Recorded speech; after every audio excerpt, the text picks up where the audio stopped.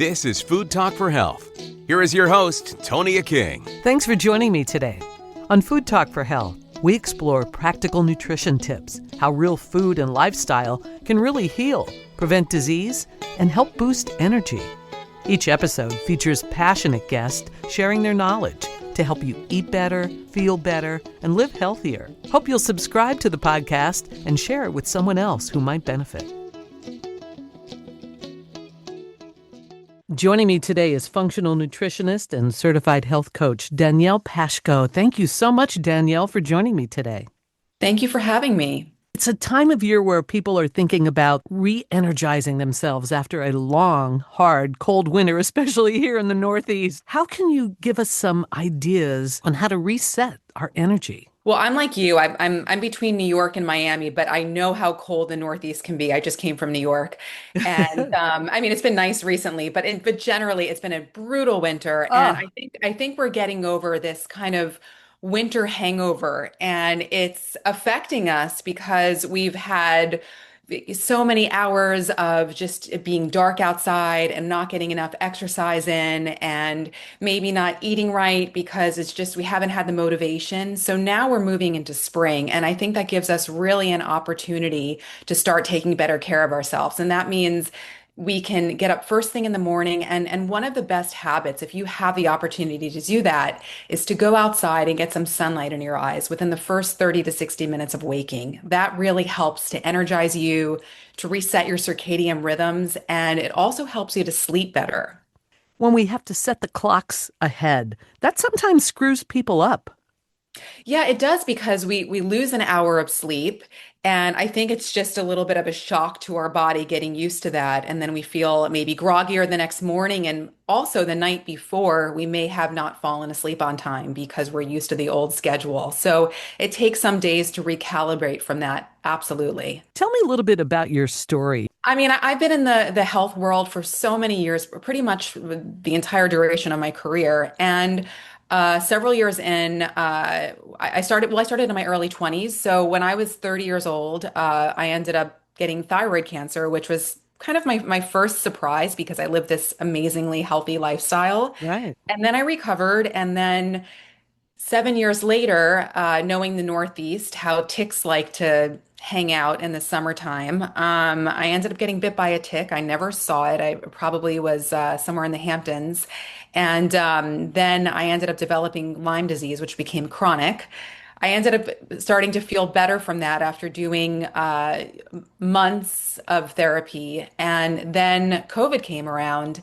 And unfortunately, that triggered the Lyme and some of the autoimmunity, and my body had gone through so much dysregulation. And thank God I'm in a good place now. But it's been quite a journey, I have to tell you. So I'm a practitioner, and I had to learn myself as a patient while working in clinical practice. Like, it gives you a lot of empathy towards the patients that you're working with because you could really understand what they're going through. Have you changed your diet over the years? My diet was always very healthy, but I've gone through different variations of diets. I think people, and this is something in general, they look at diet in terms of macros or will this make me thin? Will this make me gain weight? And they're not necessarily eating for health.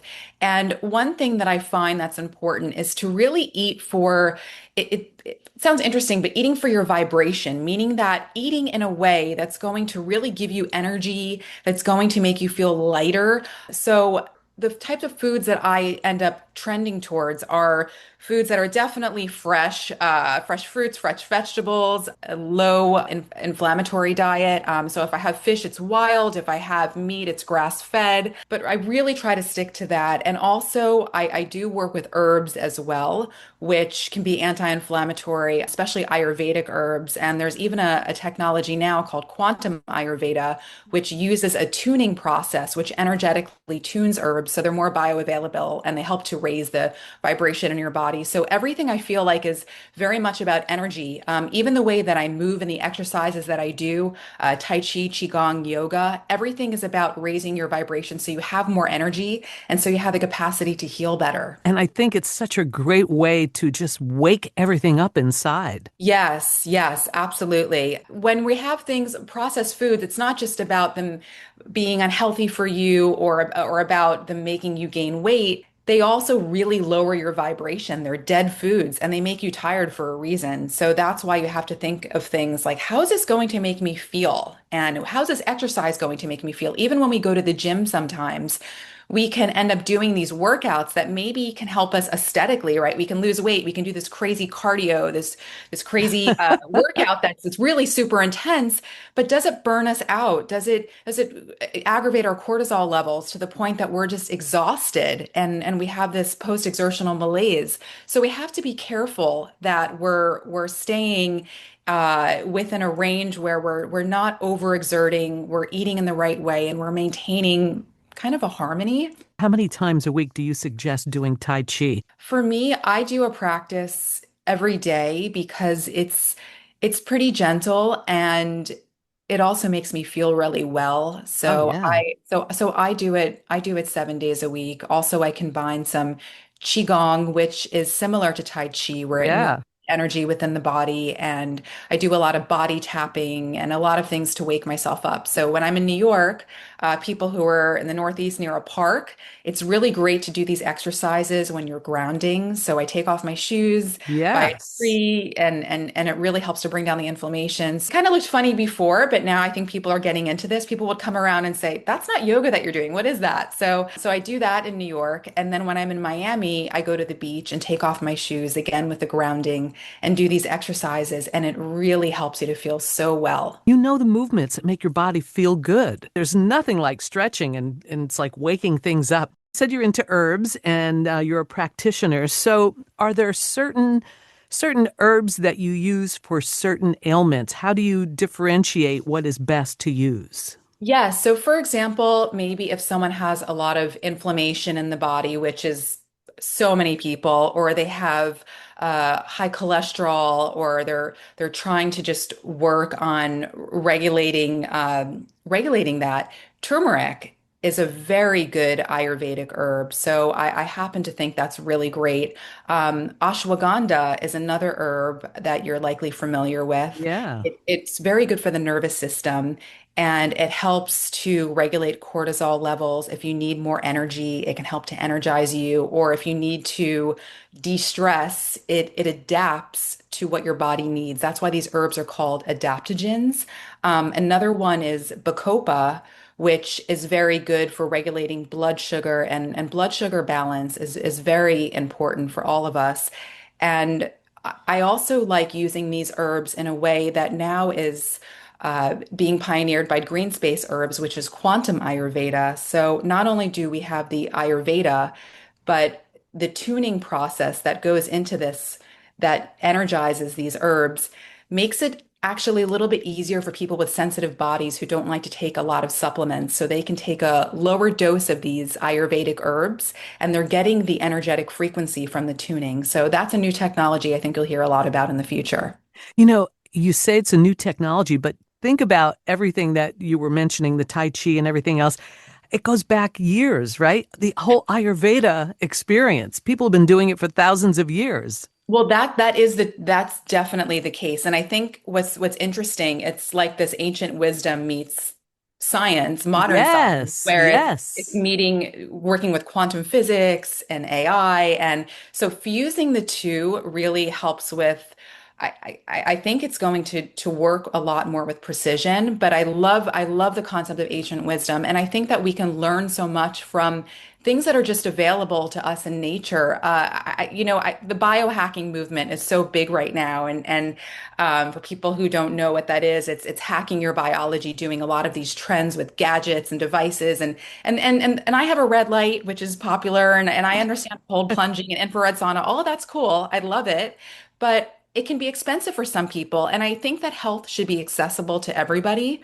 So if people can do things like get outside, do grounding, eat really good quality food, even herbs are not very expensive. These are things that are accessible to the mainstream population. And I think that can make us just a healthier society. Absolutely. Now, do you have a website that folks can actually find out more details about what you do? Yes, it's called soulhakker.com, soulhakker.com. I talk about nutrition, quantum Ayurveda, and also I have videos on there for free that show Qigong. So if people are wondering, what is she talking about with body tapping or grounding, they're on there as well. Qigong, you're tapping the body in a major way. So you're swinging and tapping the arms to maybe stimulate the large intestine. You're tapping the belly to stimulate the stomach and spleen and digestion. So you're actually working through all the meridians, which are the energy centers from a Sure. traditional Chinese medicine lens.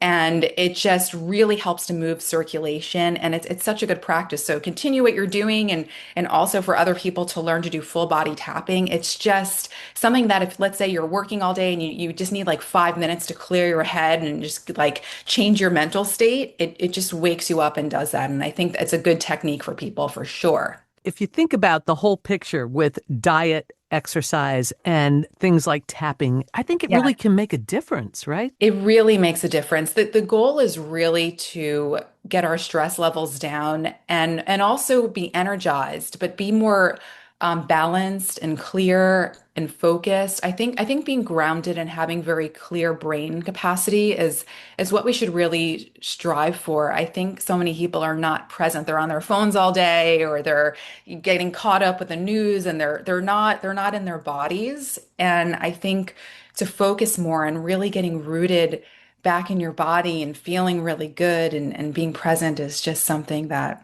a lot of us are lacking. When you talk about being on your phone all day, folks that sit in front of computers all day, I think that is a certain effect on our brains as well. Oh, it absolutely affects our brains on so many levels. I mean, if you just think about all the Wi-Fi that's being transmitted, it's like a dirty energy that we can't see, but it can really affect our brain health.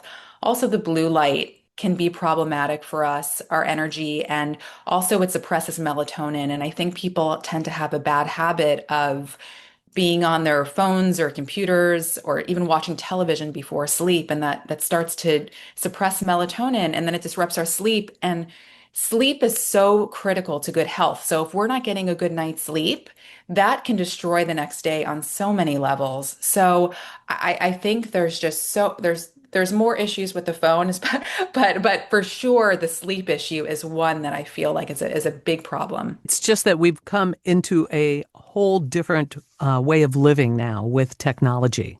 Yes, it's good for some things, but in Yeah. other ways, it's definitely, yeah, it's been a hindrance, especially with the human connection or with just our obsession. It's an addiction, right? Right. It has its benefits. It really does. We are talking with functional nutritionist and certified health coach Danielle Pashko. How can Oh, people yes. get involved with what you're doing? So I'm based out of New York and Miami. Right now, I'm working remotely, so anyone can work with me. I can see them remotely. I do have a Miami office, but if you're in New York City or anywhere else in the world, typically I do work remotely now. I've been in clinical practice for so long that I chose to go out on my own.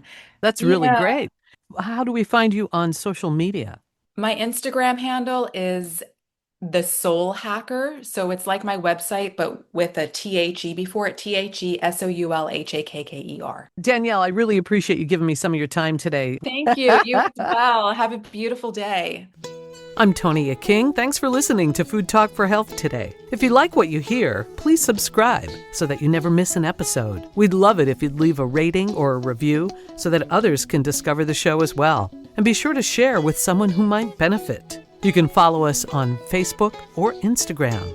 Food Talk for Health is produced by Creative Voice and Media. Our theme was written and performed by Rick King. Thanks for listening to Food Talk for Health.